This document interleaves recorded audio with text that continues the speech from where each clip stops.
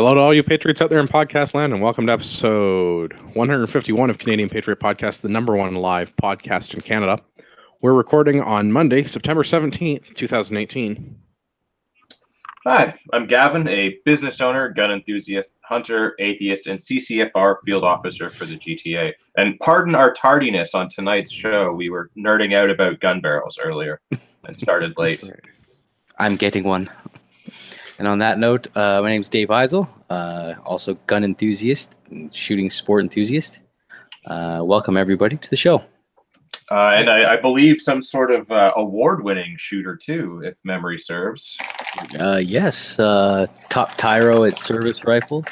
And what else did we win lately? Well, we were volunteering at Meaford last week. Also won first prize there as well for the volunteers. Wait, nice. You also won a gun at Meaford? No, I didn't win a gun. I could have won an ESS chassis, but I let Barney have it since I already have an ESS chassis, and I took a Vortex scope instead. See, because I heard the first prize went to Minos, and he won a rifle.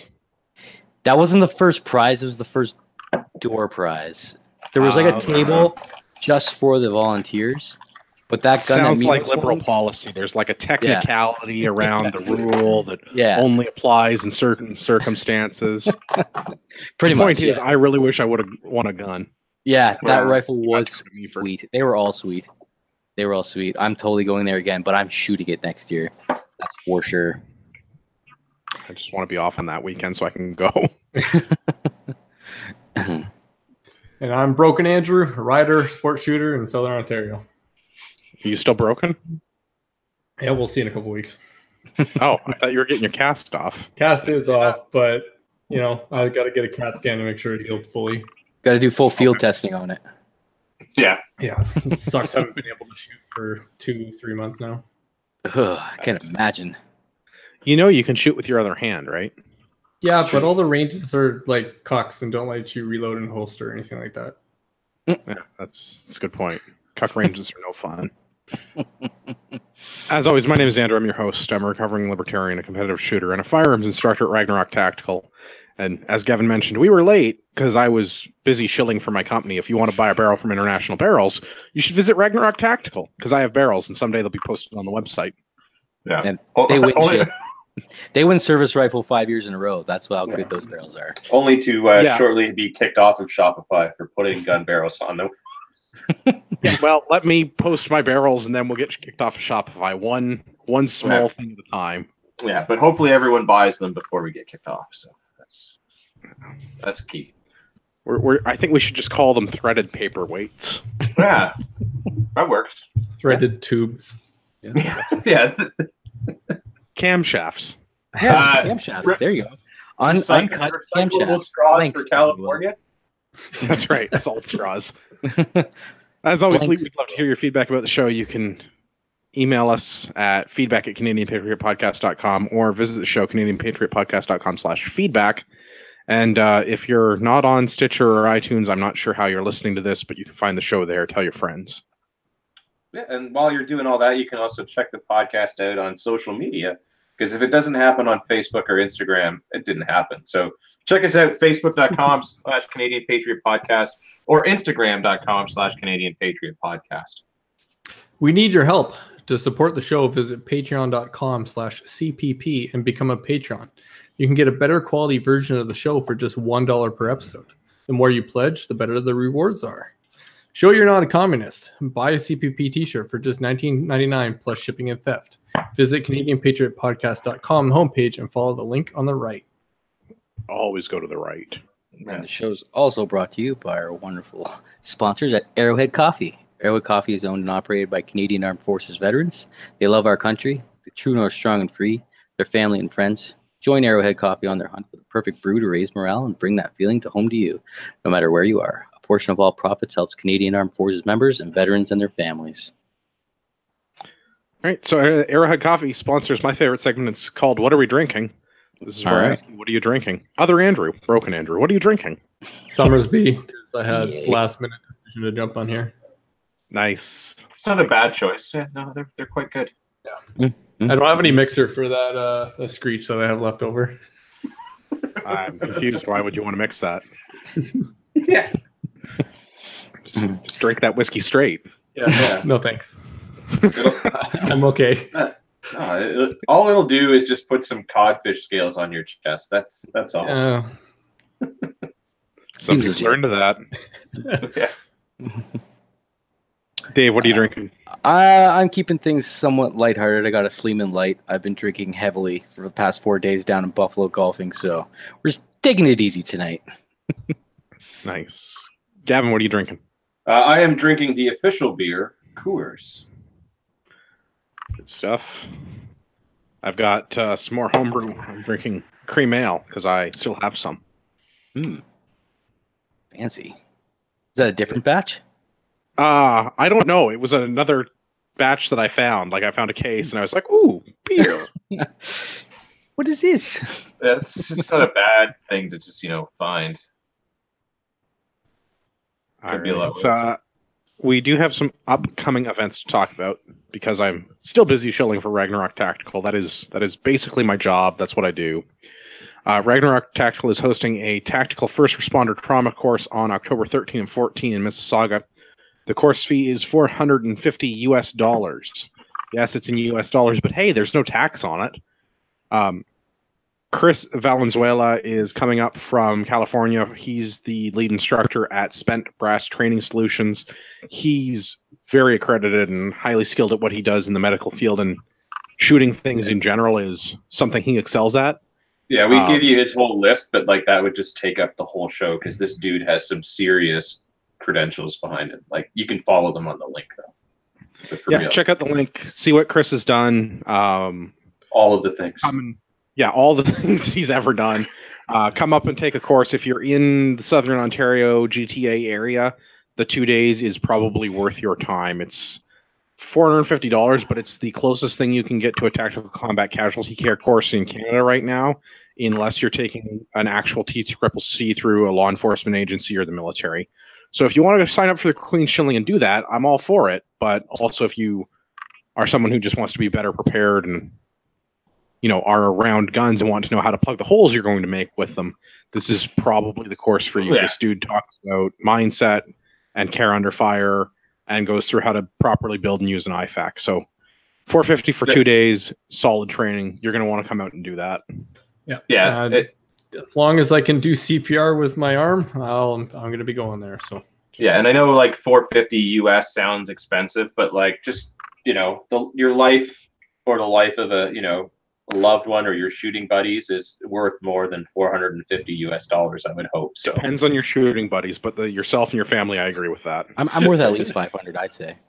Yeah, okay, that's fair. Yeah. How much is the AR on the wall?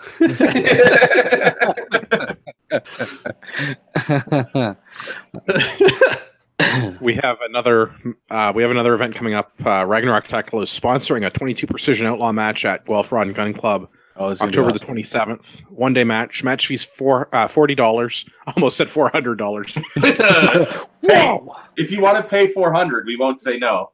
Mm-hmm. That's right. You can shoot it 10 times. No, you probably can't because we have other shooters to get through. Match fees $40. Probably be 50 rounds of ammunition. It'll be 5 stages.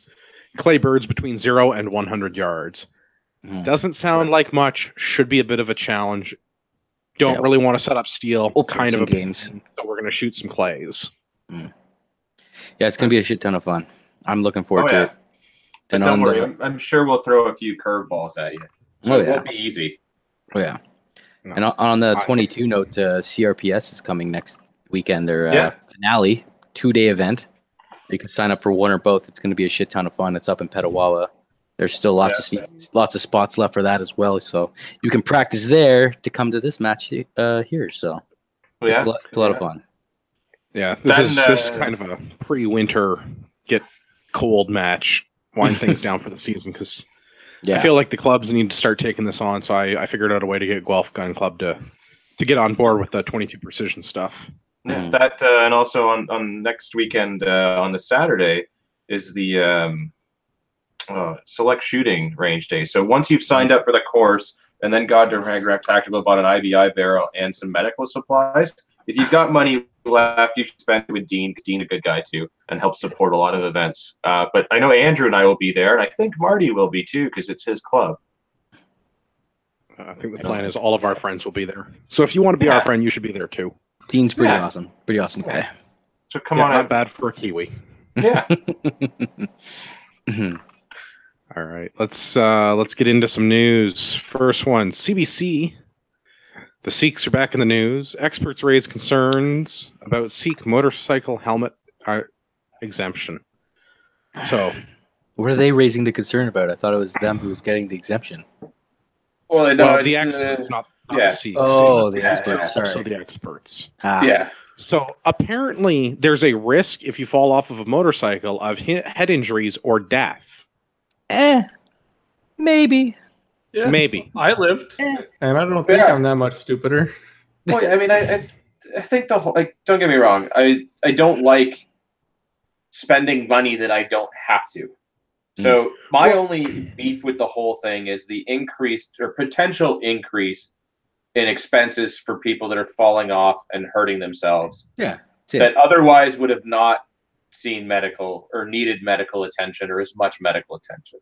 On the other hand, though, potentially they're getting more damage and are now not needing medical care because they're dead. So, okay. It's a 50-50, 60-40. Yeah. Here's my thing is the Canada Safety Council guy, their motorcycle safety expert, Renaud Marchot, who I assume is French and I'm saying that right. If it's an experienced, fully licensed Sikh that already has an idea of what it is to be on the road, then it's a choice. We would prefer, of course, that everybody wear helmets.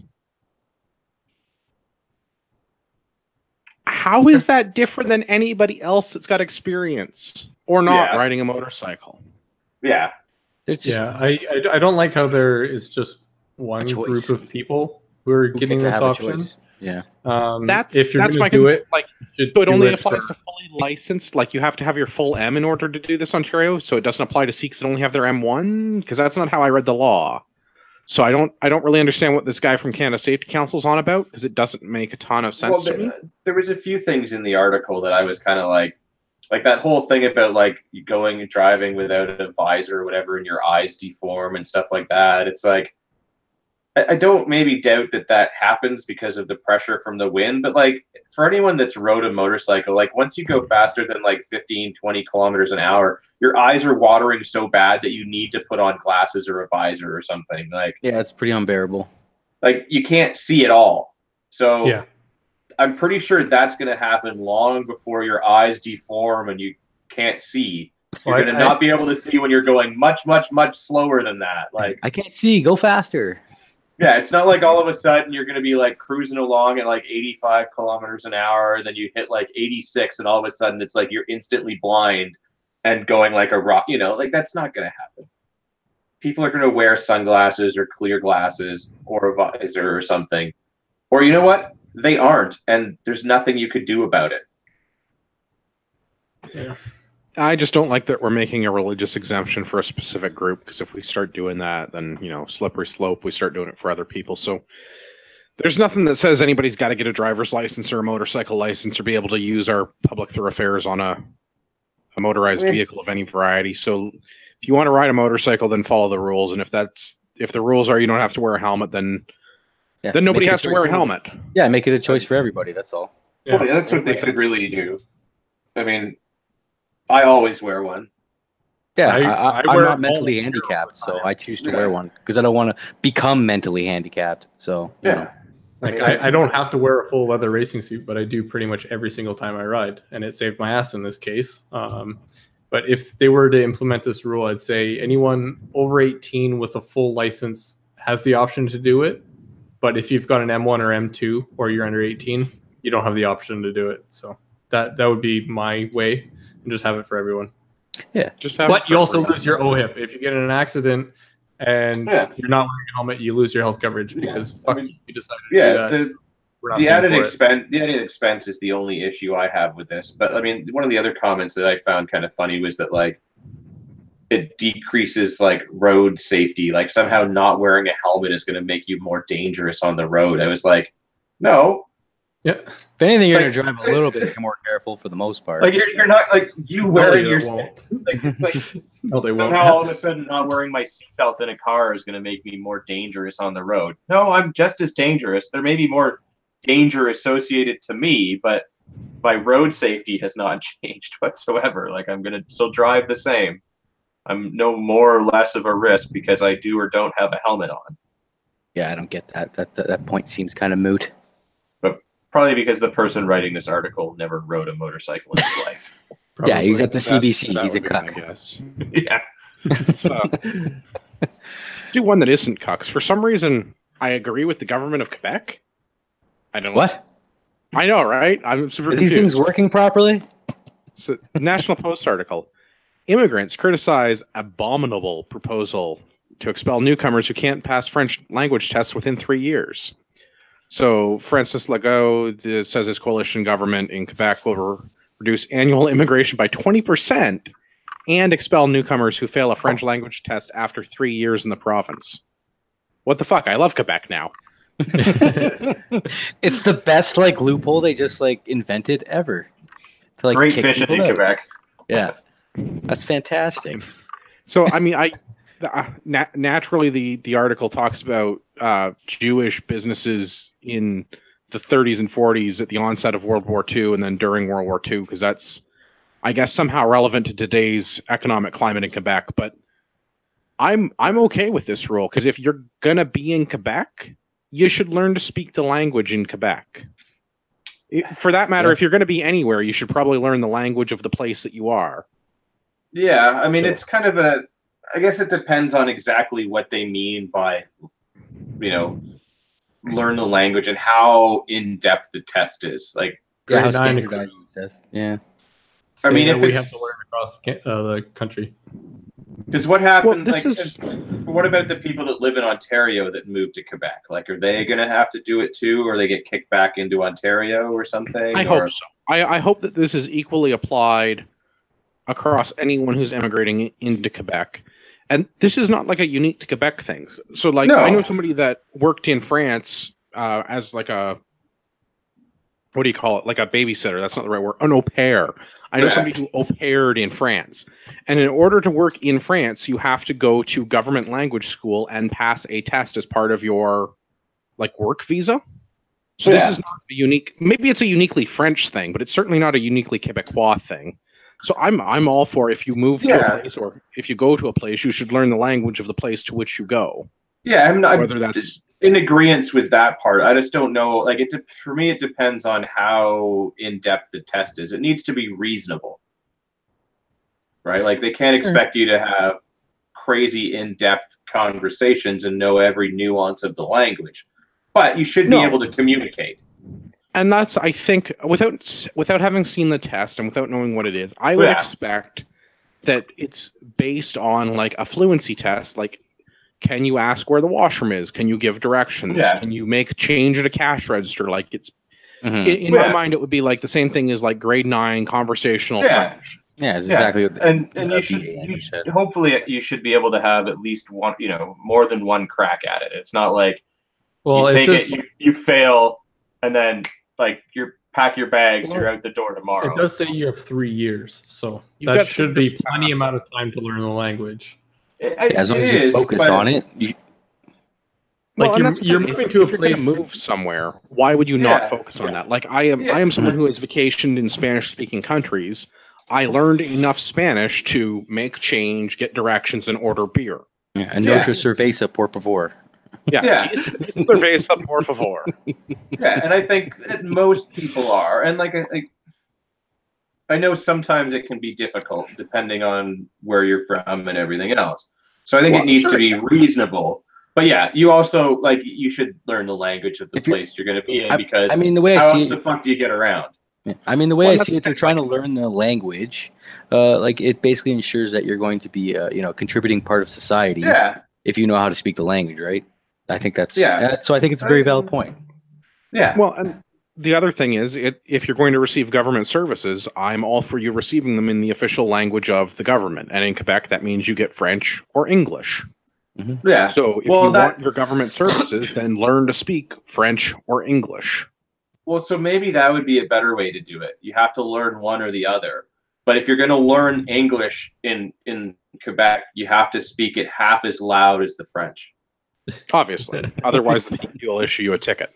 And there's no dancing while you speak it. Otherwise, the PQ will issue you a ticket. Yeah, and don't forget to lock your car doors. That's right. No fun. Yeah, I support this. I mean, there are some people that think that the Quebec government is dog whistling. I guess that they're saying that this is targeting certain people and that integration is some sort of a code word, and I don't think it is. I think that the Quebec government is doing what is in the best interest of the Quebec government and the people of Quebec. I mean, yeah, there's no reason to not move to Quebec and not speak French. It's a French-speaking province. Well, yeah, that's who they're targeting. They're targeting people that don't speak French. But if they're implying that it's sort of targeted towards Muslims, what about the people from Lebanon that speak French?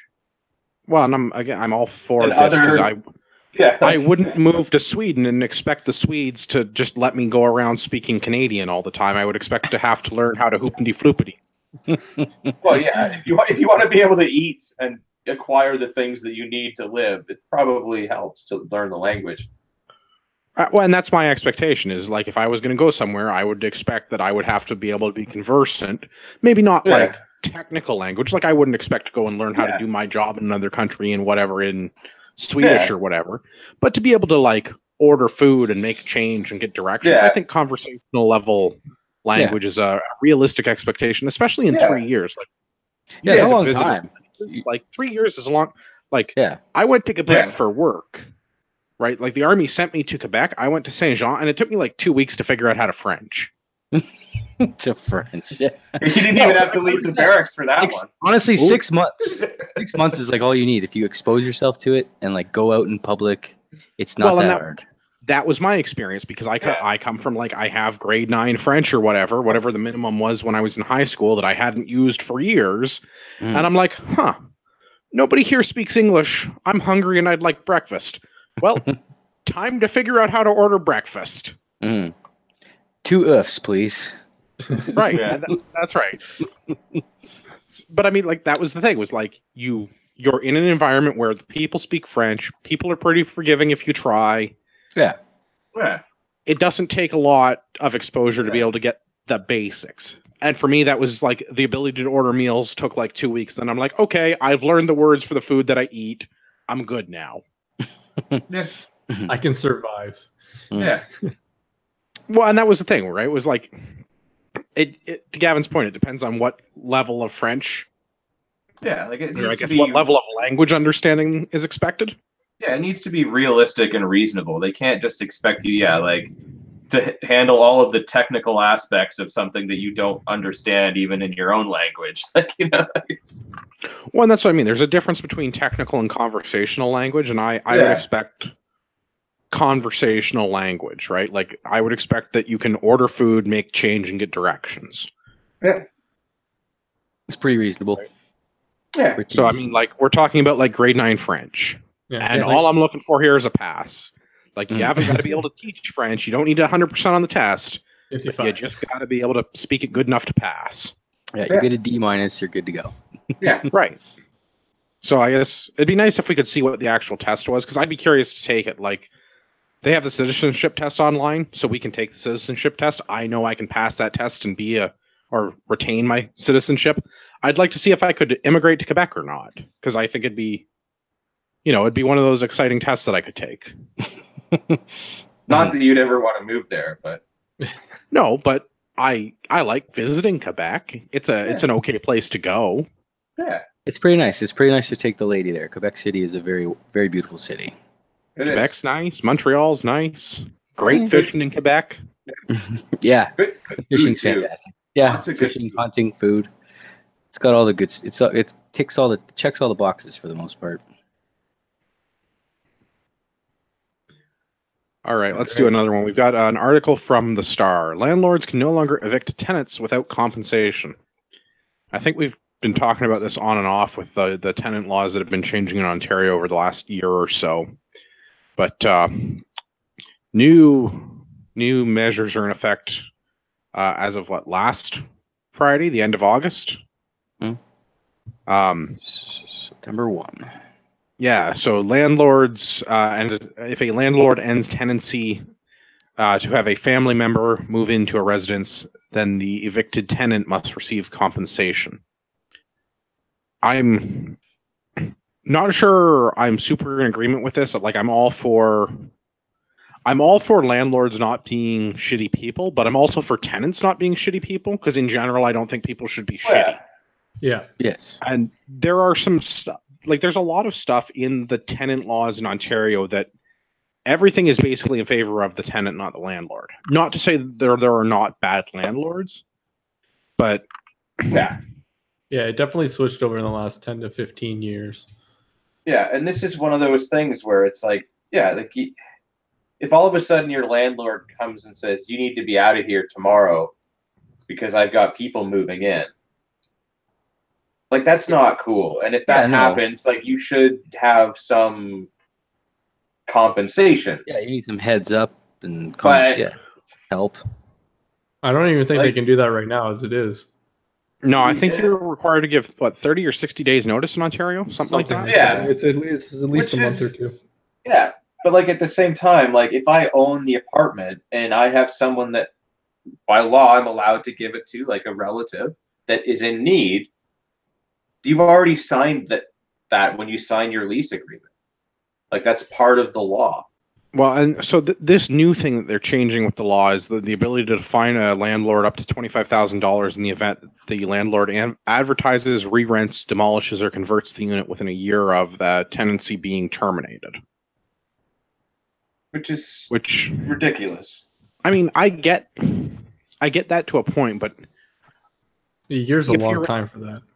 If you're a halfway decent landlord and you're going to evict a tenant to re-rent it at a higher rate, maybe you're not a very good landlord to begin with. Or like, what if you evict somebody to bring your sick mother in and they die? And then you rent it to somebody else. Now you're going to get fought, like you've just lost your mother or father or whoever, and now you're going to get penalized for that because you're going to turn around and re-rent the apartment, or you're going to take that opportunity to renovate it because it needs to. Oh, it does say unless they can prove otherwise that they're not acting in bad faith. So there will be some circumstances, but overall it kind of sucks. My problem with the burden of proof lies on the landlord. Yeah, this means that you're going to the landlord-tenant tribunal, which is time and money and lawyers, in order to solve a problem that really shouldn't be a problem. Should have no business in, because it's contract law. Yeah. You sign a contract with a landlord. No one makes you sign that contract. So if you want to rent the place, you sign the contract, or you get a different contract, or you don't rent the place. Yeah. None of this has anything that requires government to be involved. Yeah. I think that could be said of most things, now that I've said it aloud. Pretty sure that's our stance on just about everything on this channel, but yes. Well, yeah, like, just don't be shitty. Government bad. Yes. Landlords worse. Don't be a shitty landlord. Don't be a shitty tenant. Don't be a shitty person in general. And then we won't need government to come in and make stupid laws. Don't be a shitty person. Yeah. My pretty much my entire family, anyone who is a homeowner, always rented out at least part of their house, if not got a second property to rent out. And eventually, once all the kids started moving out to go to college and university, they stopped renting out and they downsized and got smaller houses. And at this point, I don't think a single one of them would want to go back to renting out their house, just because of all the headaches it is. And you have a very short list now of the legal reasons to evict someone. Even if the tenant is being an asshole, it's really, really hard to get rid of them. So it's not worth the headaches anymore. And I mean, like, my wife and I were talking about it because we live in a small community that is in need of rental properties. And we were trying to work out what it would take to buy and then rent out a home, and like the financial feasibility of that. And it's not worth it. Like, it's not worth it for us to become landlords. Yeah. Because of too much risk. The rate that we would have to rent the building out at in order to cover all of the expenses we don't think we would be able to find tenants that wouldn't actually just buy a home at that same price. Yeah. Yeah, the way we always did it was just we do a basement or we do the upper level or something like that. Or one case we just, you rent out a room and, everyone's all communing with everyone. So it, the stuff wasn't split as much, but we lived pretty much across the street from a big college. So we always had college students coming in and renting that. So. Yeah, I mean, I've rented a lot. I've lived in a lot of places. Well, so in college, I lived in, I think, three or four different places while I was in college. And then I've lived in like 4 different places since then before I bought this house. And I've had good landlords and I have had bad landlords. I've had individual, like, mom and pop kind of places. Like, it's like one guy renting out the basement in his house. And I've had like the nameless, faceless corporation where you deal with like the superintendent. And it's the gamut. Like there's no way to get good or bad, right? Like it's total crapshoot as a tenant, which way you're going to get. Mm-hmm. Yeah, in all situations, because sometimes you get a great, massive corporation. Other times you get a garbage one. Sometimes you get a great guy that rents out his basement room, and other times you get a crap one. It's no pattern. Well, that's why I don't think there's a way to regulate any of that. So making a law that says that. Because the nameless, faceless corporation's not going to kick you out because it's ailing mothers moving in, right? The nameless, faceless corporation, some bean counter is going to be like, yeah, we're not making enough money on these. Renovate them and turn them around and re-rent them or whatever, right? Yeah. Mm-hmm. Mm-hmm. So I don't know. Well, I don't care for the level of government involvement in this. Yeah. Other things I don't care for government involvement in is my cannabis. Talking about one from the Toronto Star. Canadians who smoke marijuana legally or work or invest in the industry will be barred from the U.S., according to Customs and Border Protection. Yeah, like prove it. I don't understand how they're going to prove this. I think it's just some posturing on Washington's side, to be honest. Well, when you cross the border now, the Customs and Border Patrol now is legally allowed to request your phone and go through it and ask for your password to get into it. Because you're not a U.S. citizen, you don't. Yeah, well, they've been allowed to do that for a while, haven't they? Yeah, so they go in with your phone. I always say that I don't. And then they open it up, and hey, you got a weed stock? Okay, turn around, go, leave. We don't want you here, right? Like they can take a whole copy of your phone, and the whole thing is just pissing me off. There's like the list of getting barred from entry as like a fully law-abiding citizen is just getting too large now. Like, and I know when it's their house, their rules, they can control what they want, but I can still bitch about it. Yeah, I mean, part of the problem is that, like, in the U.S., federally, pot is still illegal. Yeah. So. Yeah, but I mean, if you don't, as long as you don't have any on your person when you're crossing the border, like, it's none of their fucking business. As long as you're not dealing, I guess, illegally. But if you're dealing legally within the country of Canada, what business is that of theirs? Like, it's, I don't know. Okay, so like 2 or 3 things. Andrew's right. It's their house, their rules. So if you want to go to America, America doesn't have to let anybody in. The fact that America lets so many people in baffles me because no other country does that. We don't need a visa to go there. We need a visa to go almost anywhere else. And everybody likes Canadians, right? Mm-hmm. Never mind the fact that we have like the largest undefended border with America. Never mind the fact that America's our largest trading partner. Like everybody everywhere likes Canadians, and we need a visa to go basically everywhere else. This is true. This is true. The second thing is America's not that great. There's lots of cool places to go in Canada. America's got some cool stuff, but like so does Canada. Nobody needs to go there. The third thing is this doesn't affect most people because who owns the majority of the marijuana industry? Like, I'm sure that if something in my investment portfolio, like, because I have some Canadian equity bonds, I'm sure that one of them is in marijuana. I don't know, but I'm sure one of them is. Am I going to get turned around at the border because I've got an item in my portfolio? No, because I don't even know what those are, and there's no way at the border that they're going to figure that out, even if they're looking on my phone. Yeah, right. This is targeted towards people that own like dispensaries, I guess. Yeah, well, dispensaries or like they own the marijuana firms. Like what's the government-backed one that all the Trudeau family friends own? It's like Umbrella or something. Mm-hmm. Or I'm not sure. Are they fans of Rihanna or something? No, I can't think of the name of the stupid company, but like all the liberal government is backing one particular licensed producer. I'm sure they have stocks in it. I can't remember the name of it. Well, no, there's one. It's going to bother me because somebody was on the show, Gavin, your friend. Yeah, Camille. And we talked about one that was government backed. Tweed, maybe? Tweed? Yes, I think so.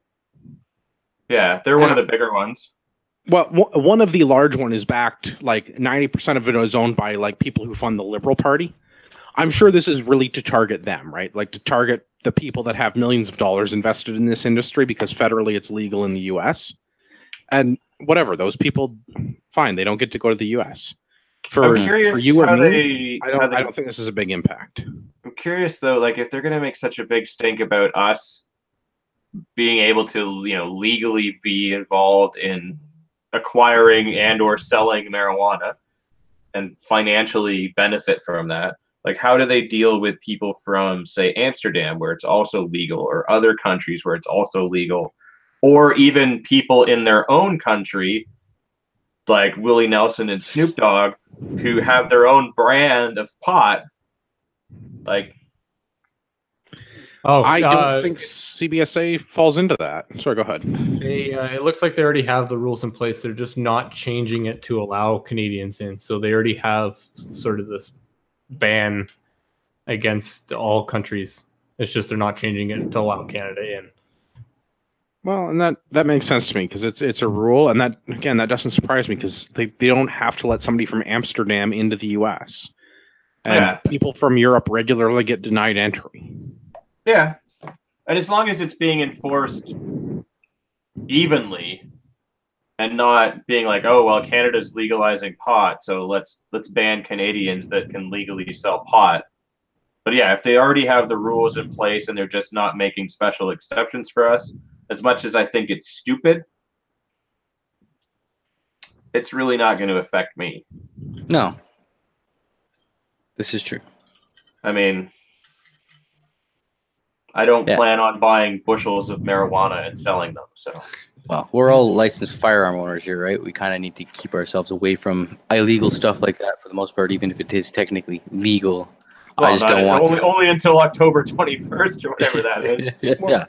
It's 29 days, 17th. 2 hours, 8 minutes. So that's the other thing that bothers me with this article is that there's this big green countdown to cannabis ticking along the top of my Star article. I see that too. All right, commies, I get it. You all want your marijuana. Like, break out your fucking tie-dye some other time. This bothers me that the Star has this countdown to marijuana: 29 days, 2 hours, and 8 more minutes. Hey, well, it is a communist rag, so I mean it's that's just like your opinion, man. Everything's a fucking travesty with you, man. You want a tow? I can get you a tow by 2:00. On that note, I gotta head out. So enjoy the rest of the show. I'll see you guys later. Thanks for coming on. We'll see you. Have a good night, sir. See ya. All right, let's get into federal government nonsense. Our favorite topic. Yeah. Well, I don't know. We've also got Ontario government nonsense after that. So the first one from the Globe and Mail. Federal Liberals violated own fundraising rules. Where have I heard that before? Yeah, the Liberal government. It's okay. I'm sure they'd be happy to meet with the ethics commissioner. Yeah, pay their $200 fine. Yeah, that's what I was reading today. He's found guilty of it. What's the repercussions? He pays $200. At most it's like $200. That's the thing. So actually, the reason that this has come up is the Liberals have allowed lobbyists to attend party fundraisers with federal cabinet ministers, which is against restrictions that the party has placed on their own fundraising policies. So I'm not really sure what their plan is here, but there's like 200 instances of registered lobbyists attending Liberal fundraisers since 2017. I mean, like, this seems like a conflict of interest. And they made the rules, didn't they? They changed these rules to That's be right. a thing, right? They implemented these rules to stop the evil conservatives from having lobbyists whining and dining with cabinet ministers. And then, Well, Rather- they don't like it when it's not their lobbyists with their ministers. Did they think that Well, we I weren't going to find out? I don't know. This seems like more cash for access stuff, which the Liberals have been accused of in the past, and nothing really comes of this. Hmm.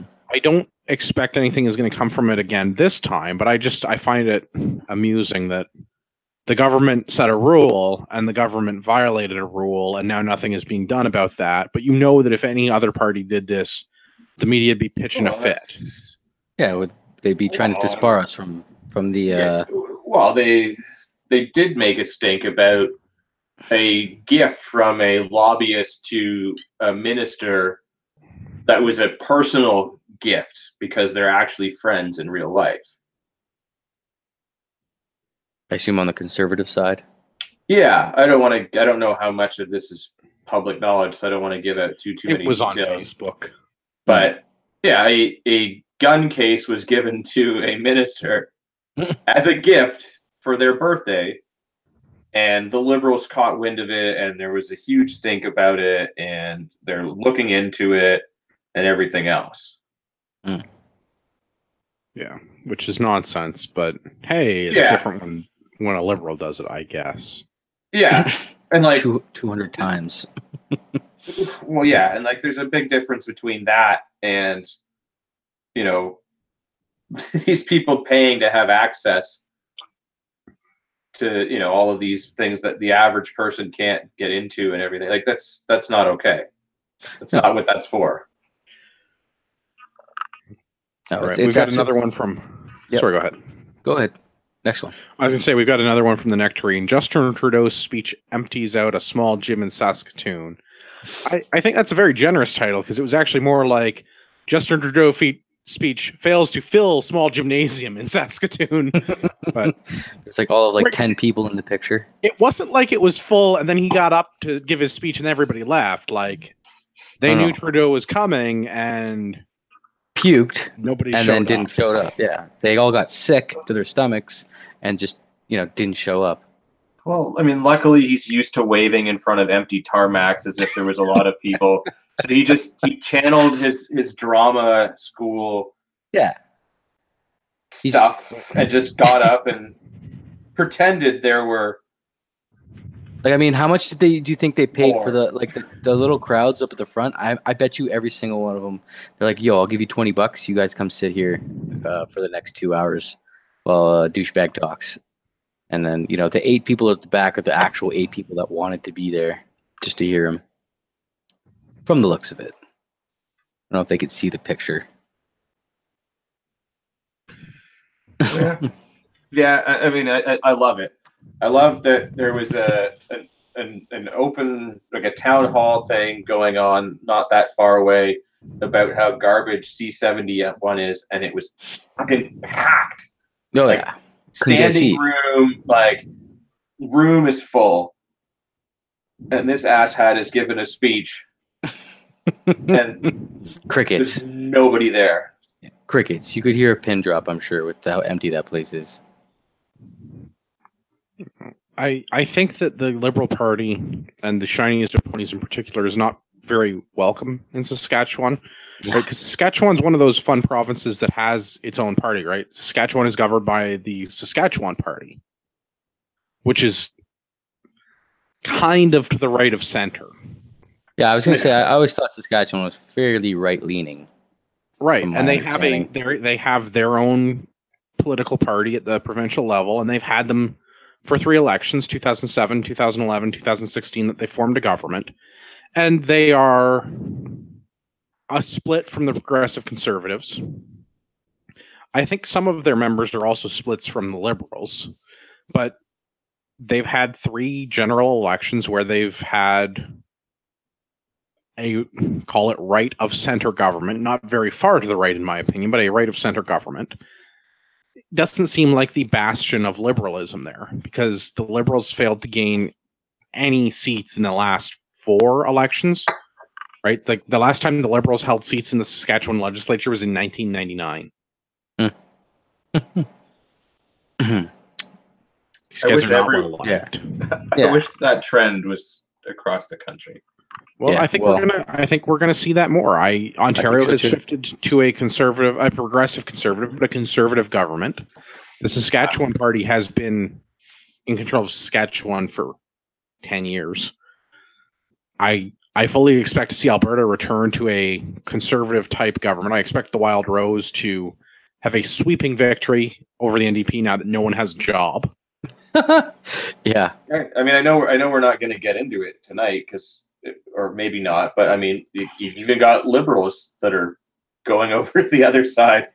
I know, it was awesome. I just watched the speech literally before I got on with you guys, and tune in next week for breaking news from tonight about how a Liberal caucus member decided to go and cross the aisle. It was literally every one of us. Every word she spoke was music to my ears. It was fantastic. So I can't wait to talk about that next week. Yeah, it's not surprising that nobody wanted to hear the shiniest of ponies. No, I'm 100% on for this. Like, let's get more of these people. What's shocking though is that there weren't a bunch of lobbyists in there that paid a great deal of money to be there and to have access to it. That is pretty funny.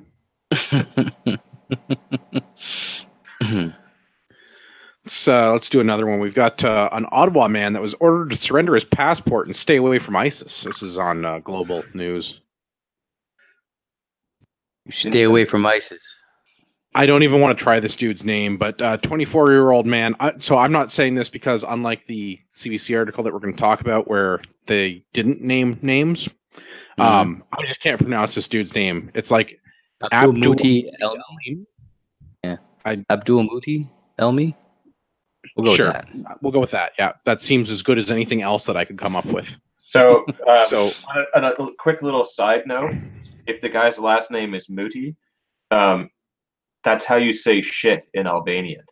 No, it's part of his. It's actually part of his first name. Oh wow! But I like it. Initially arrested, allegedly shoplifting from a liquor store and assaulting a man with a bottle, but the RCMP had also sought a terrorism peace bond against him. Which is interesting because I'm curious why the RCMP decided that this was worthy of a terrorism bond. But hey, I'm all for people not being told not to be part of ISIS. Yeah, ISIS bad. Yeah, right? Like, I don't know.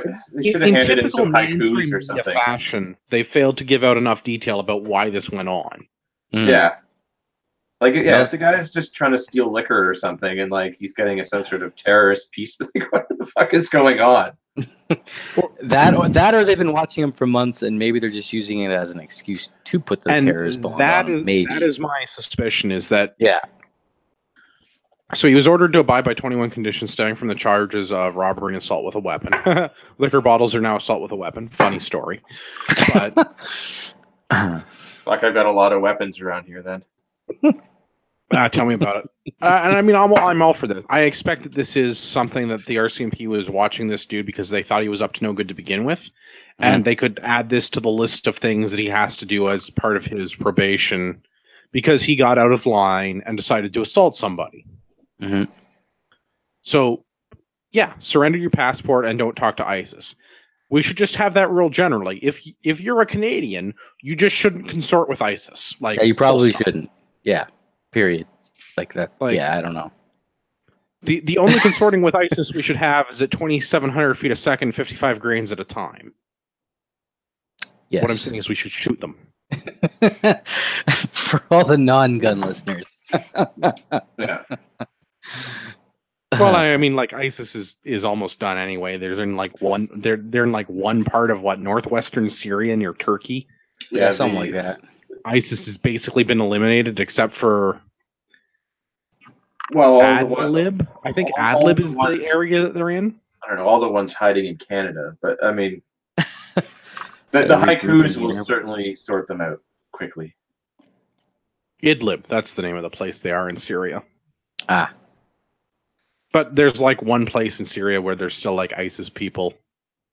It's in like the northwestern corner of Syria near Turkey, because that's where they keep pushing them. Anyway, this is not the Middle East podcast, but you should definitely stay on top of world events. And unlike certain presidential candidates, I know where Aleppo is. It's next to Idlib. Aleppo has no ISIS. Idlib does. They're adjacent to each other. They're actually really close together, like a couple 100 kilometers, I think. Wait, you mean Aleppo isn't a dog food company?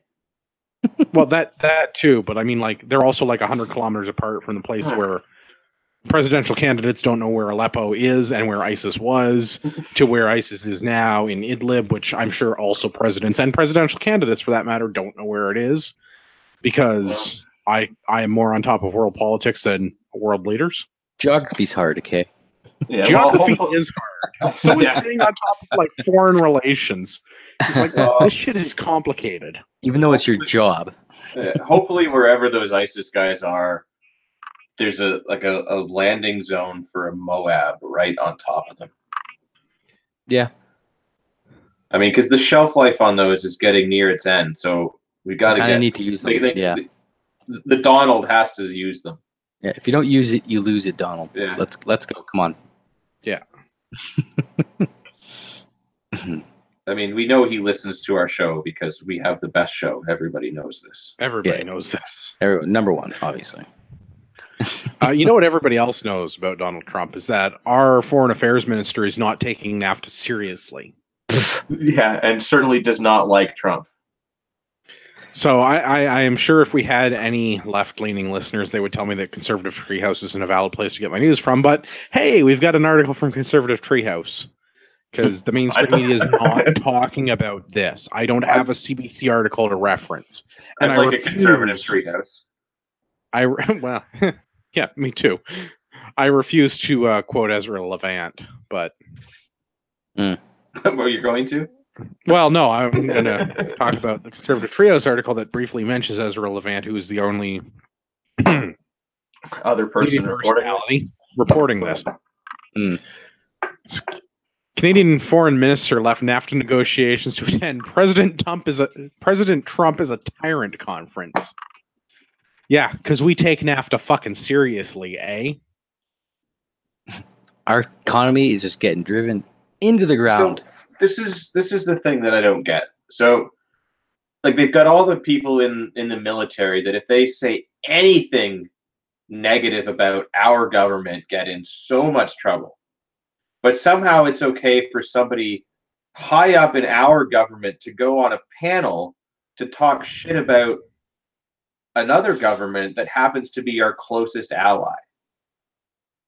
Largest trading partner, longest undefended border in the world.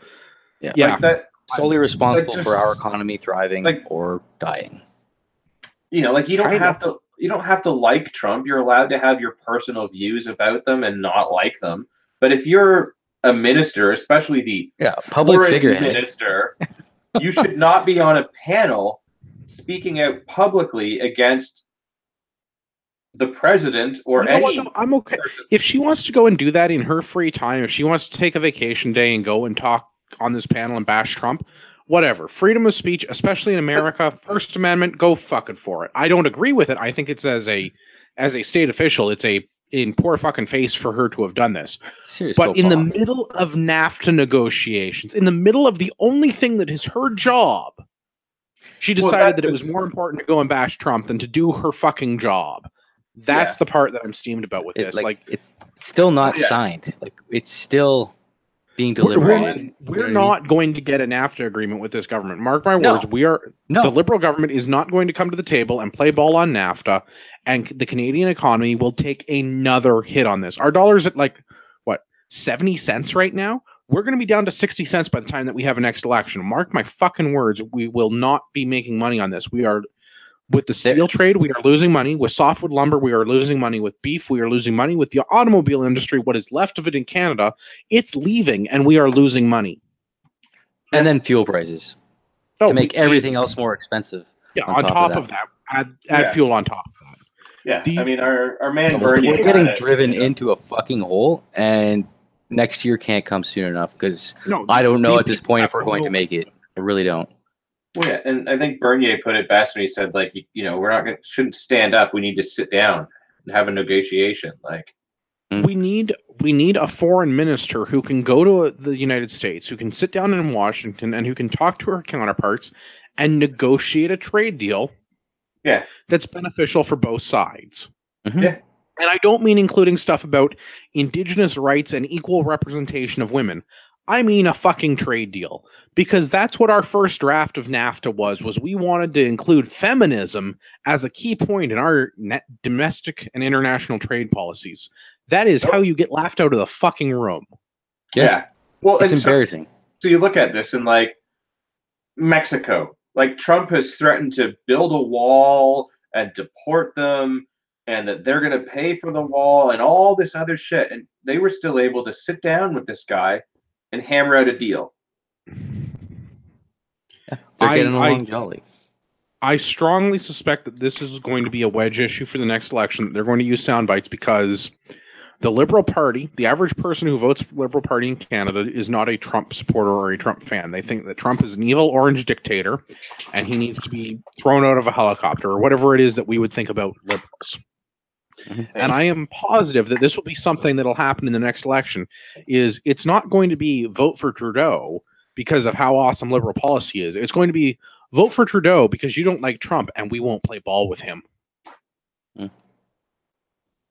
We're going to stand up to the orange tyrant, right? Yeah. Like this will be a wedge issue at the next election. They're going to trot this out that, well, we went to Washington and we tried to have these trade negotiations and America wouldn't come to the table with us. You didn't go. You went and spoke about how much eBay is. I would like to think that I have an inkling of faith in the fact that everybody in Ontario woke up. So I feel like hopefully everybody in Canada can be awoken to the fact that don't believe the lies. Stay focused on the fact that he's running our country into the ground. Don't listen to his bullshit. And I'm optimistic right now. I'm very, very carefully optimistic, but I'm optimistic that we will disregard his bullshit and his antics and see through those kind of things that you're worried about and hopefully just vote him the fuck out. That's what I think. Yeah, I would like to do more than vote him out, but I'll start with that. Yeah. That's yeah. I mean in Minecraft with due process. Yeah. I mean, he's borderlining getting onto like being a traitor. Like he is. No, this is traitorous behavior because we are not conducting international affairs in good faith. Mm-hmm. Yep. And he doesn't have our best interest at heart, like at all. Like the Canadian citizen is not at his best. Have no core values. This is our leader, man. Yeah. Yeah. Yeah. And it's what scary. do we know? We just run a tax shelter. A couple of tax shelters. Yeah, we do. Balance the stupid fucking budget. Oh, that wasn't the drop I was hoping for, but I'll take it. Yeah, that worked quite well. I was looking for the one that said, "And the budget will balance itself," but yeah, that worked. That's what we got leading this country. Yeah, and besides what Trump is, I don't care if anybody thinks he's a tyrant. The fact of the matter is, he'll be gone eventually, but we still need to have this NAFTA deal. The NAFTA deal reaches beyond Trump. This is the next 20 years of potentially 20 years of our trading with our biggest partner. It's bigger than Trudeau. It's bigger than Trump. Yeah. How long was the last one? Like almost 25 years? Yeah, like going on 30 years, something like that. Yeah. Like I think it was established in the mid 90s, like in 94 or 95, and it ran through to last year. Like these people don't take running a country seriously, and I don't understand it. Yeah, I don't understand how they keep getting away with it. You want to know who takes running something seriously, though? We should talk about Doug Ford and the Ontario government, because that man takes running something seriously. The man is on a mission. You want to see some liberal head explodes? I got a Toronto Star article that doesn't start with a cannabis header. Forward legislation to cut Toronto's council passes first reading as protests rock Ontario legislature. So, I guess for everybody out there in podcast land, oh, the Toronto Star says I'm not allowed to read this article now. That's communist of you. Allow me to show you how the internet works. There's my article. Thanks kindly. At VPN plus private browsing mode. Computers. So for everybody in podcast land that's not been keeping up on this, the new Premier of Ontario, Doug Ford, has decided that Toronto City Council has gotten a little big for its britches, and he's going to half the size of it in the middle of a municipal election, which I don't agree with the timing of, but he's not wrong. The Toronto City government is too large. Shit's got to go, bro. It needs to be downsized. To me, this is the perfect time to do it. Well, I think it should have been done before the election, which, I mean, that as a fairness thing to the voters and candidates, but it's within his purview as premier to do it now. And shit's got to get done. A liberal judge, what did that judge give out? Was it the same judge that gave Omar Kadar the 10 mil? Bail? Yeah, the money, the 10 million. Yeah, I think it was the same judge that gave Omar Kadar $10 million. He's an extremely left-leaning judge, regardless. I forget the judge's name, but we looked this up or talked about it before. And so this judge has made many very left-leaning judgments in the past. And they attempted to use this judge to block the motion at Parliament, or I guess it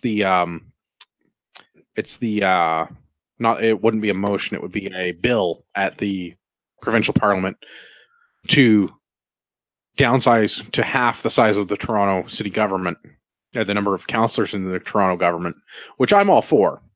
25 mil, instant savings. Instant savings. And I like that because, I mean, I'm all for instant savings. And I'm all for smaller government. And Toronto doesn't need 50 councillors. It doesn't. I realize Toronto is a big city, but it's not that much bigger than other cities. If you look at the breakdown of the numbers, so each councillor's got to deal with 100,000 people. And Montreal, they have to deal with like 80,000, whatever. It's a little bit less, but it's not going to be that bad because right now they have a really, really high ratio of constituents to councillors. Mm-hmm. I mean, you look at LA, it's like half that. Well, exactly. And LA is a much bigger city. That's 10 million or something like that. It's not, it's just, in Canada, we have a very top-heavy bureaucracy. So in Canada, it was a not completely out of line number with other large cities. When you're talking about like Edmonton, Victoria, or Montreal, cities a third of the size of Toronto. Mm-hmm. We consider them large cities in Canada. Yeah, like 500,000 pop. Yeah. So the left-leaning judge decided that he was going to try and block this bill from occurring, and Ford used something in the chart. Oh, the reason, I guess, is important. He decided that this was not within the charter rights of the Ontario government to be able to perform this action.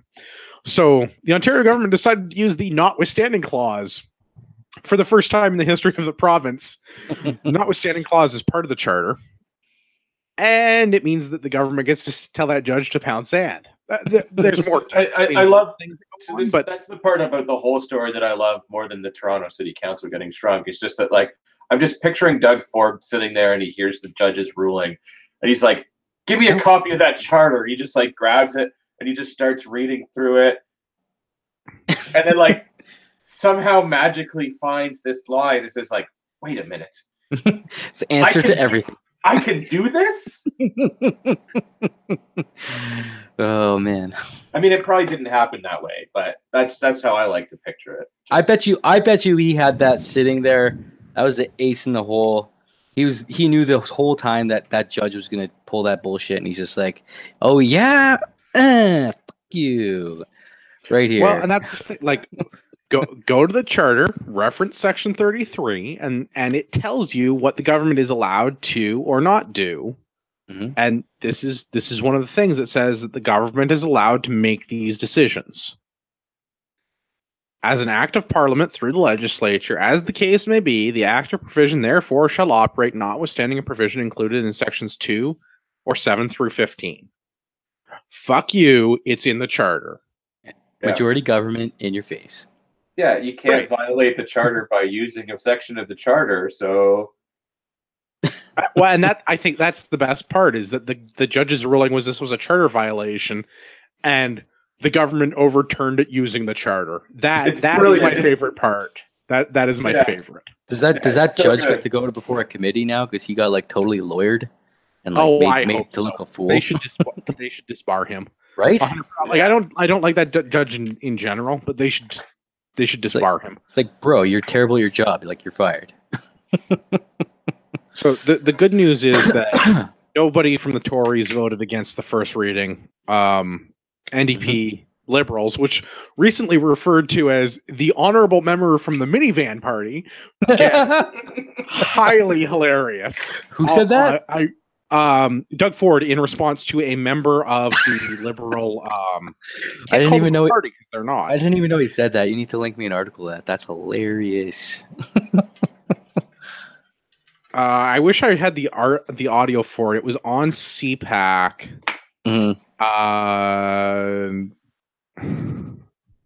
Still, that's just comedy gold right there. You can't make that shit up. I'll see if I can find a drop for that. I'll see if I can find the audio. But during the discussion for this, one of the Liberal MPs asked a question, and the Premier said to the from the honourable member from the minivan party. I think that was one of the things that like wound them up. Yeah, that's some serious hot fire right under their ass. It's hilarious.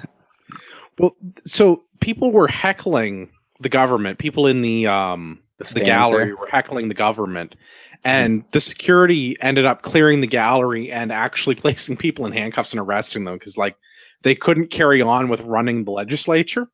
Yeah, and then Horvath got all like they're all and then Horvath got upset. Now, did I read an article correctly that Horvath actually got arrested as a result of this? She was also physically removed from Parliament. I think she got told to leave. Yeah. So the Speaker of the House, that's the dude in the chair, right? Yeah. Yeah, the Speaker is the dude in the chair.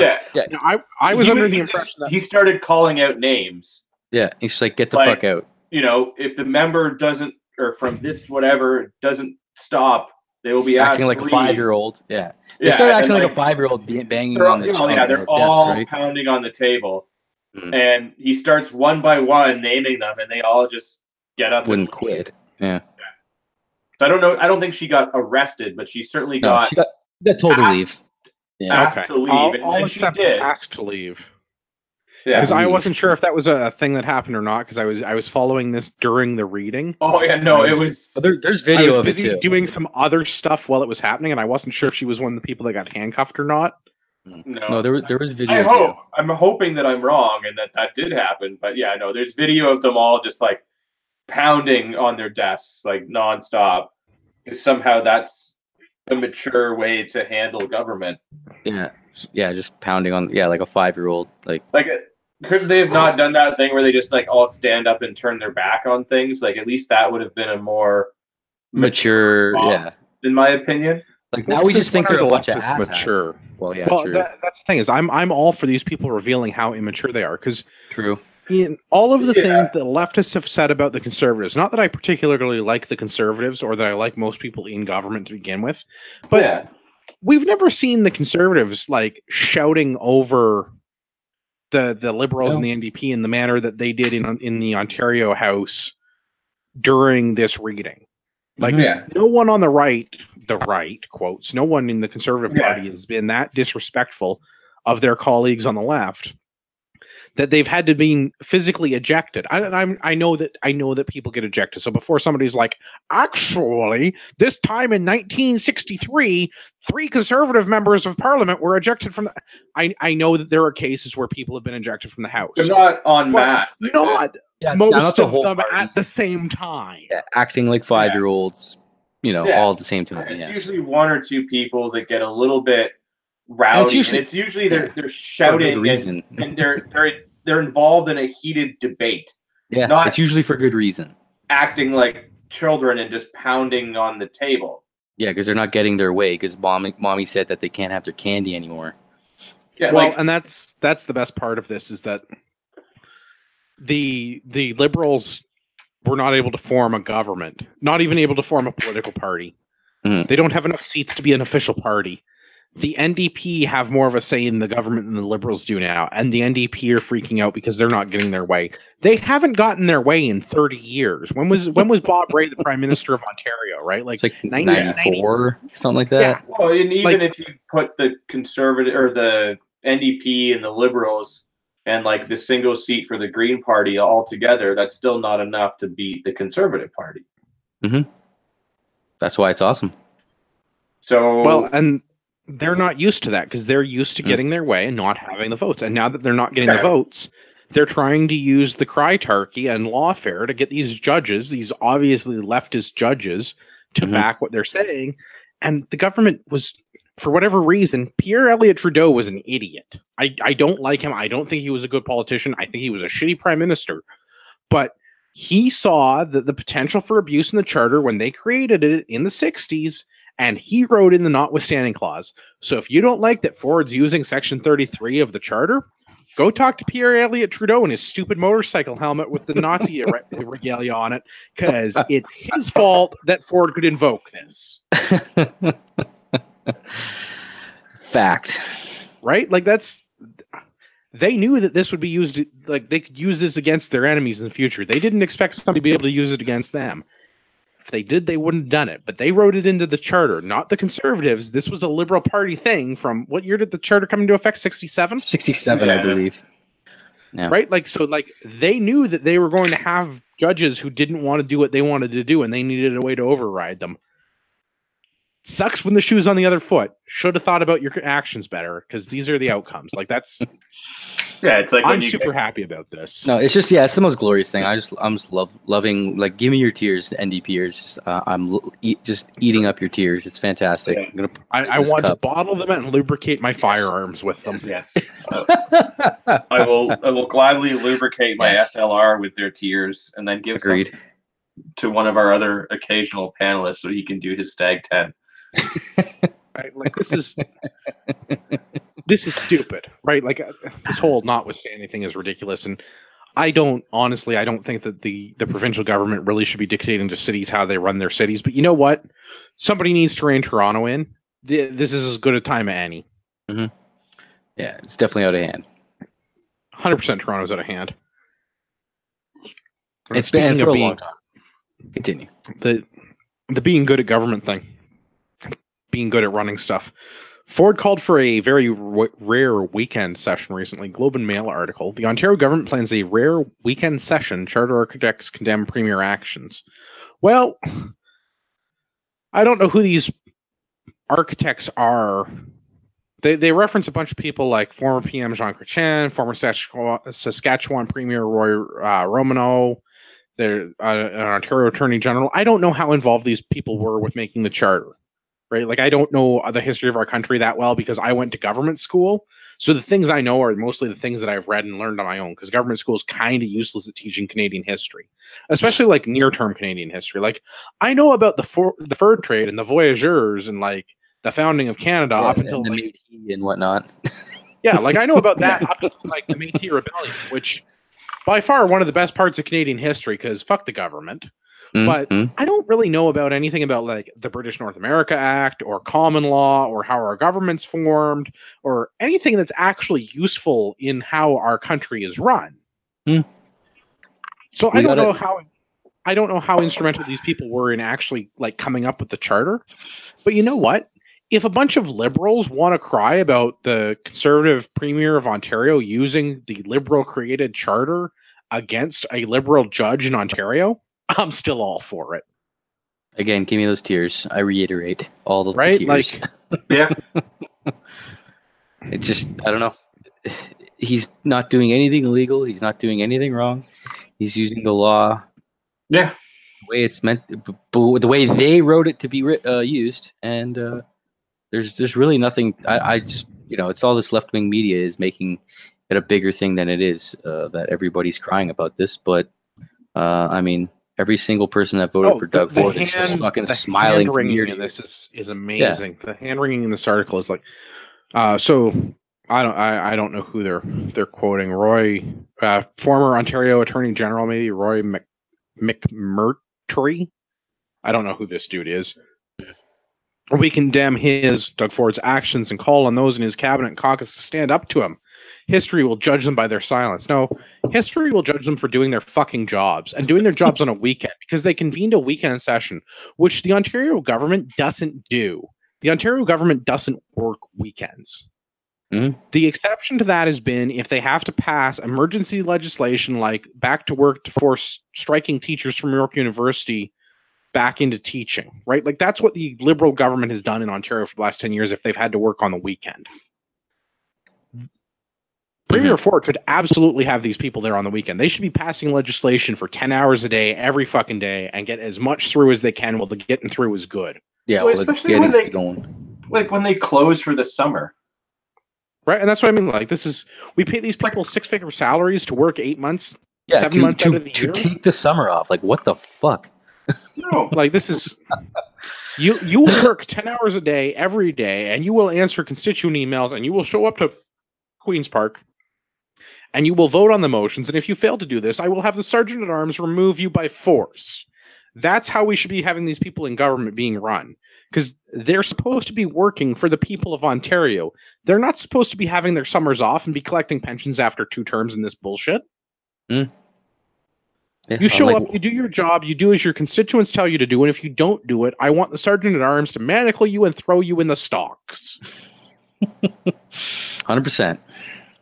Right? Like, this is what the government should be doing. We should be working weekends. They should be fixing things. Ontario is in a very, very bad place right now. We are the largest sub-sovereign debtor in the world. We have more debt per capita than the state of California. Ontario owes more money than the state of California, the most indebted state in America, and we're more fucked than they are. These people should be at work every fucking day for at least 8 hours voting on this shit until the province is fixed. Yeah, until the fucking budget is balanced.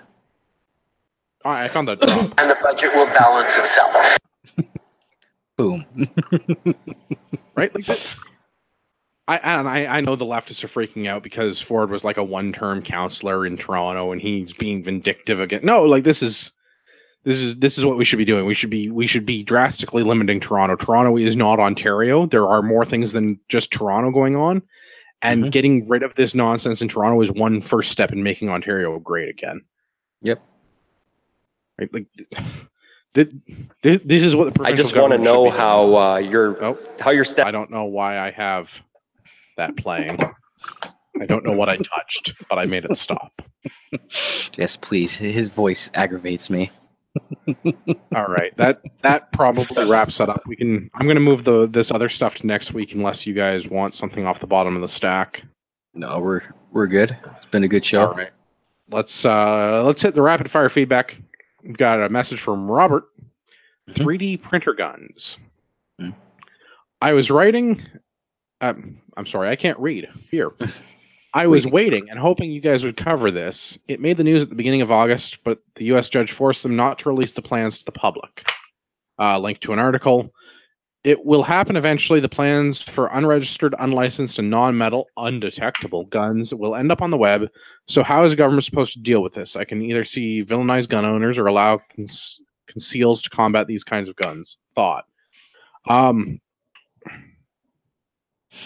Yeah, I don't care about CNBC. We're talking about the Liberator pistols that are made by, or that Cody Wilson has made available through, what's his company's name? Defcon, Defense Technology or something like that. I don't know. I've read his book. Great book, by the way. So here's the thing. Yes, you could 3D print a plastic gun like the Liberator that you could use to fire a 9mm round or two before it blows apart. Yeah, because you're shooting a plastic gun, right? Yeah, and I was just gonna say, like, I'm not really worried about a plastic gun breaking after like 2 shots. You could do that with anything. Well, I mean, I guess his plan, and this article talks about I guess they started blueprinting like actual guns so that you can print them, and not just with plastic, but with like the higher end metal printers. And they want to eventually have a downloadable gun library so that anyone can 3D print their own metal working gun. That's their plan. And the judge blocked it but then it was unblocked. So that it's going to happen. That information is going to be out there. But yeah, I get bad news for the internet. That information is already out there. Guns are not complicated things to make. As Gavin has been a fan of saying in the past, go to Home Depot and buy some Schedule 40 pipe. Yeah. I mean, go buy some fertilizer and some diesel fuel. Right? Like, it's people that want to make things that are going to do harm or going to be able to do that with everyday devices and things that are out there. Like, it's not complicated. Like for one of those machines, you're probably talking what, $250,000 for the steel one, CNC machine. Well, and so that CNC is different than the laser sintering stuff that does the metal powder into 3D printed metal. But everything you just said makes me think it's just more expensive then. It is, because you can get a cheap plastic printer, and the quality of plastic is determined. With part of that is the price of the machine. The better plastics require a better machine, a more expensive machine in order to print. But like we said, like if you print an entirely plastic pistol with 0 metal parts, you're going to be very lucky if you get 1 or 2 rounds off with, like, because it's going to have some sort of a spring, so you can make that out of plastic, but that'll probably break pretty easily. It needs a barrel and a chamber and all of this stuff, a firing pin. Like, to make a fully undetectable, non-metallic plastic gun is damn near impossible. I mean, they're made out of metal for a reason. Right, and that's the thing. Like, if criminals are going to do that, like if somebody wants to illegally, because anybody can make a gun, and this doesn't matter if we're talking about these guns in the U.S. where you can download the plans, because part of this problem was they didn't want to put the plans for these guns on the internet because it violated ITAR regulations, because individuals outside of the United States would be able to have access to defense technologies. Well, that's a very broad interpretation of ITAR, but okay, sure. That's the reason you don't want to put these plans on the internet, then that's fine. Other people can't download them from outside of the U.S. Manufactured outside of the U.S. to begin with, but whatever. Yeah. Fine. So, like, fine, you want to have that art, but outside of the U.S., like Canada, for a great example, or the United States, any idiot in his garage is legally allowed to build a gun. Like, you're allowed to manufacture firearms for personal use in every state except Hawaii and possibly New York. Even California, you can make your own guns, and California is a super restrictive state. Yeah, they have weird magazines and stuff. Yeah, I'm allowed to manufacture my own firearm. Manufacture your own gun too. So the only rule in Canada, which is the thing that matters because we're Canadian, we're talking about Canadian stuff. The only thing that matters is if you make a gun in Canada, you have to register it with the government if it's a restricted or prohibited firearm. If it's non-restricted, then you don't. But if you sell it, then you do, because then you're a manufacturer and you have to have a firearms business license because you're doing this for profit, right? Yeah. So there are still rules around this. If you want to make the Liberator plastic printed 3D pistol thingy, then it doesn't matter. In Canada, you still have to register it as a firearm, and it would be restricted. It would actually probably be prohibited based on the barrel length, but you'd still have to. If you got a Canadian version with a slightly longer barrel. Yeah, do you have a 410 one that I could have? Yeah, just get your CAD program out and just copy and paste the barrel until it's a little bit longer. But like, guns are not hard things to make. What was it? The Sterling or the Sten gun? Like, these things are made by hobbyist machinists in Britain during the war in a garage. Like, this was the whole point of a machine gun, was the government gave hobbyist machinists the plans and the materials and said, please make machine guns for the army. We really kind of need them. Yeah, like they literally gave them like gas pipe and cut them and put the pieces together. Put some rifling and it's not even that complicated. Like, all you really need to make a firearm, not that we're telling people to do this, but if all you wanted to do was you need 2 pieces of pipe, an end cap, and a nail. Yeah, that's it. You now have a slamfire shotgun. Yeah. That's all you need. Or look at the FP45 Liberator, like another pistol by a similar name. The Liberator was designed for occupied countries during World War II. Yeah. It fires 1 bullet out of a pistol. Very, very similar, almost incidentally named the same thing as these guns that Cody Wilson dreamed up, and it fires 1 pistol round, and they were using them to shoot Nazis in France. Yeah. Right? Like, this is... Yeah. These are not difficult things to come up with. Yeah. But yeah, they're not I mean, works of art, but they're not hard to make. no, If you but want to build a gun, you can build a gun. Like it's Yeah. some hand tools in a garage. Like your average mechanic's garage has more than enough equipment to make firearms if you feel so inclined. Yeah. Criminals don't go to that level of effort because it's a level of effort. It's easier to steal or acquire actual firearms illegally. Yeah, and to manufacture one that and everyone's worried that 3D printed guns, they're undetectable. No. To make one that's going to actually be even remotely reliable, it's going to need metal parts in it, which basically detectable. So this is not a thing that people need to worry about. Agreed. Even if they were able to make a completely functional plastic pistol, which I question the longevity of said pistol, but say you made one. The ammunition is still made out of metal. It's still a lead bullet. It's still copper plated. It's still a copper case, or I'm sorry, a brass case. Yeah, yeah. It's still metal. And if it's a plastic bullet, then it's not going to hurt. Right? Yeah. As someone who's gone through the airport with ammunition by mistake, it sets off the metal detector. So even if you have a plastic gun, the metal ammo is still going to trigger an alarm. At least it should if your metal detector is properly calibrated. Or it's at one of the many airports where I have set the metal detector off. Yeah. Again, assuming it's properly calibrated, but who knows? Yeah. So I guess, to answer this guy's question, if the government is not supposed to deal with this, that's the outcome.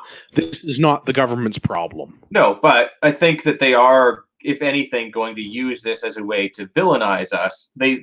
The current government or any foreseeable future one is not going to allow concealed carry because of 3D printed guns. That is absolutely not going to happen. Concealed carry in Canada is never going to happen. Not without a drastic change in public attitudes and government on all sides. Because I don't think even any conservative government, because most of the conservative governments are liberal light, are not going to be for a concealed carry across the country. That is absolutely not going to happen.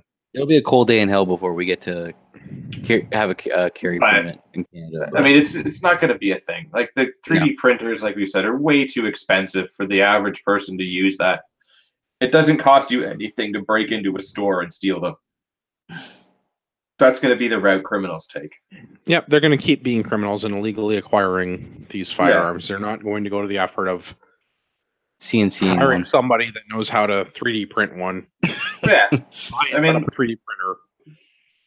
I mean, look at how many people have those 80% polymer lowers already that they've bought and never finished.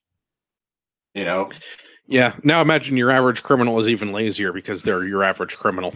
Yeah, and it's gun with your average criminal IQ. That have gone out and bought them, and even they don't have the time, effort, agency to build it. Let alone someone that just wants to make money quickly. All right, let's do the outro. Broken Andrew is not here. You can check him out at betterandrew.biz. Mm-hmm. Yeah. I don't know why, but I guess he owns the .biz. You can check me out, ragnaroktactical.ca. Sign up for a training course. Come out to a rifle match. Buy some Band-Aids. Buy an International Barrels Inc. barrel. I sell those now. Yeah, buy some badass body armor. That should be out about the same time as this show. Big. I'm getting some.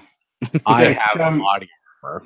Come visit us next Saturday at the select shooting thing. Hang out with us. Maybe we'll go for wings after. Yeah, or we can talk to you all about barrels and our medical course. It's true. Or come to Petawawa with me. We'll have a grand time. Yeah, or do that.